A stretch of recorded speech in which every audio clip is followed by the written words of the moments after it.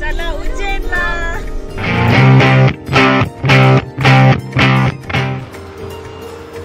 तर नमस्कार मित्रांनो, अशा प्रकारे आपण आता पोहोचलोय उज्जैनमध्ये. तर रात्री आम्ही बस पकडली होती सायणवरून आणि आता सकाळी तिने सोडला आम्हाला इंदोरला. इंदोरवरून दुसऱ्या बसनी आपण पोहोचलोय आता उज्जैनला आणि आता निघालोय आपल्या हॉटेलकडे.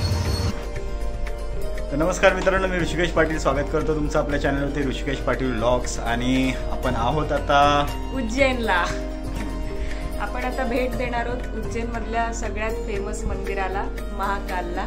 आणि जमल्यास आपण बाजूचे पण इकडचे फेमस प्लेसेस ते पण बघून घेऊया. चला, इकडे 5 प्लेसेस आहेत ते करत आपण जाणार आहोत कालभैरवला आणि तिथून मग जमल्यास इकडे आजूबाजूला जी संध्याकाळी रोषणाई होते ते पाहू आणि अजून काय काय एक्सप्लोअर करता येतो हे तुम्ही या व्हिडिओमध्ये पाहणार आहोत. तो व्हिडिओ पूर्ण पहा आणि इकडे येण्यापासूनची जर्नी काय आहे तेही तुम्हाला व्हिडिओमध्ये एक्सप्लेन करणार आहे. सो व्हिडिओ पूर्ण पहा.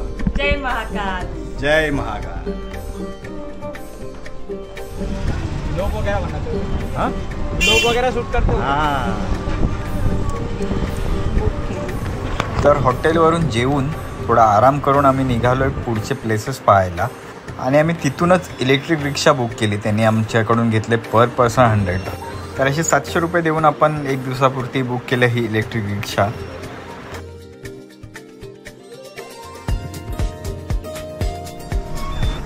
या रिक्षावाल्या बाईंच्या म्हणण्यानुसार आपला पूर्ण दिवस आज ह्याच प्लेसेस बघण्यात जाणार आहे. प्लेस करतो आपण धोतरी गुफा. 2 गुफा आहेत करून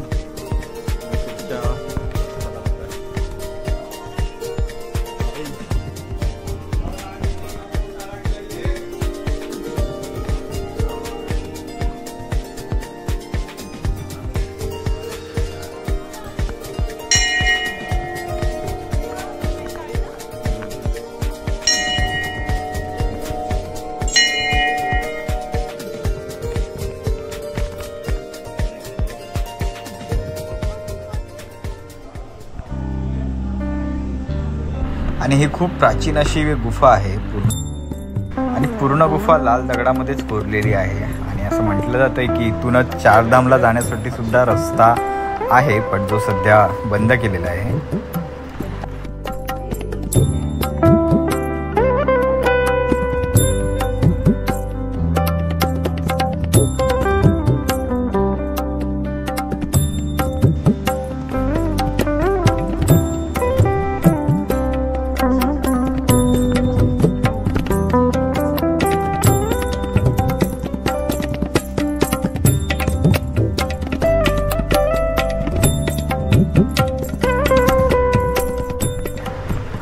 आणि नीट वाकून गुहेत फिरावं लागतंय. खूप अरुंद असे रस्ते आहेत.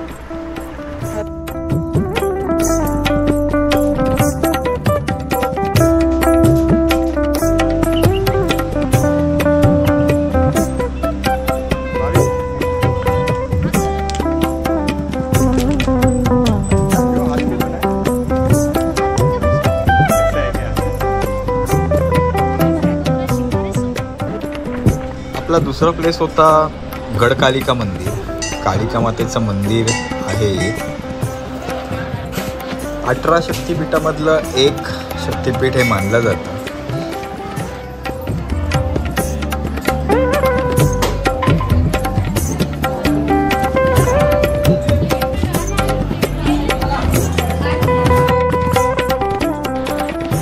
आणि बाहेरच गोड भैरवाचं मंदिर आहे आणि त्याच्या समोरच असलेल्या त्रिशूलला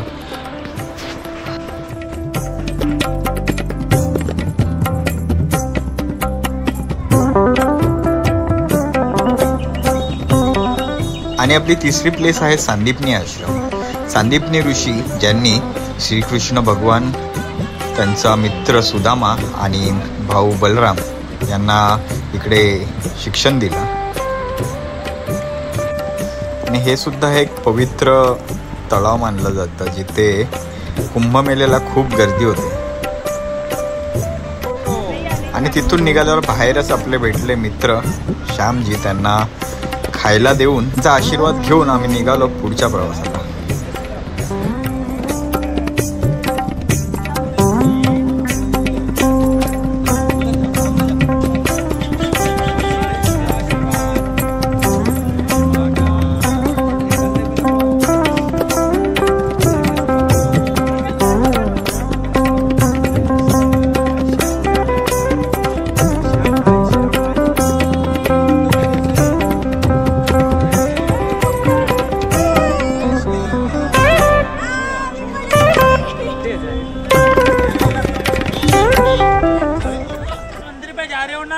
ये जो मंदिर है मंगल का है.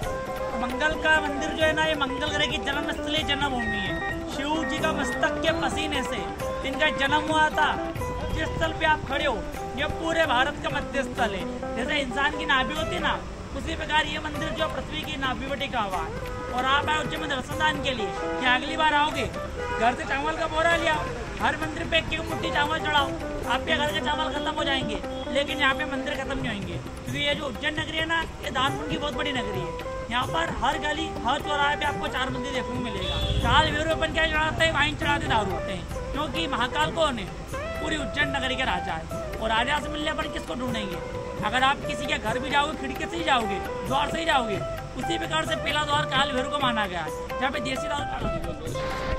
असं म्हटलं जातं ज्यांना मंगळ आहे त्यांनी एकदा तरी या मंदिराला भेट दिली पाहिजे.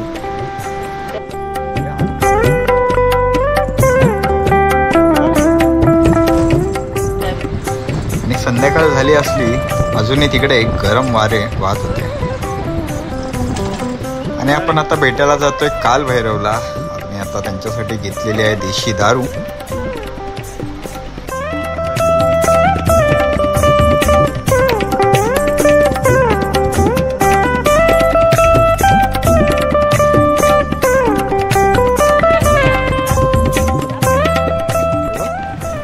आणि उज्जैन नंतर महाकाल नंतर जे मंदिर प्रसिद्ध आहे ते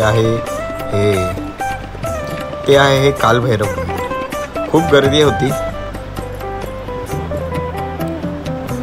गर्दी होती रांगेमध्ये. संध्याकाळची रात्र कशी झाली समजलंच नाही. आणि इकडे तंत्रमंत्रविद्या खूप चालते. आघोडी लोक खूप प्रमाणात इथेच सापडतात. आणि कालभैरवला दारूचा चढावा दिला जातो. आणि अशा प्रकारे सर्व प्लेसेस पाहून आम्हाला सोडलं लास्ट ठिकाणावर जे महाकाल मंदिराजवळ. रात्रीचे 8:30-9 झाले होते आणि महाकाल मंदिर बंद होण्याची वेळच आली होती. सो आम्ही गडबड करत लवकरच मंदिरामध्ये प्रवेश केला. आणि तिकडे गेल्यावर नॉर्मल लाईन तर बंद झाली होती, पण आम्ही पास काढून एंट्री केली महाकाल मंदिराकडे. आणि पासची किंमत आहे पर पर्सन 250 रुपये. बट त्याचा फायदा आम्हाला खूपच मस्त झाला.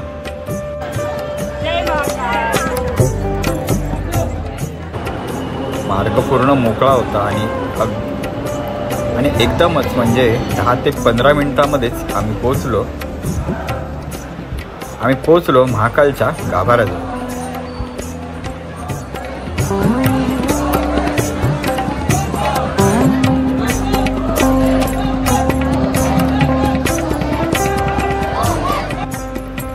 महाकाळचं दर्शन झालं आणि तिथून एक्झिट होते ती त्याच्या कॉरिडॉरमध्ये.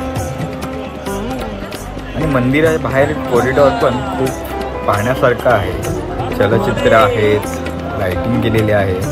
तर आपण भेटूच पुन्हा ह्या उज्जैन यात्रेच्या पुढच्या पार्टमध्ये. सो चॅनलला सबस्क्राईब करून ठेवा. पुढच्या पार्टमध्ये आपण पाहणार आहोत ओंकारेश्वर मंदिराची पूर्ण माहिती. तोपर्यंत धन्यवाद.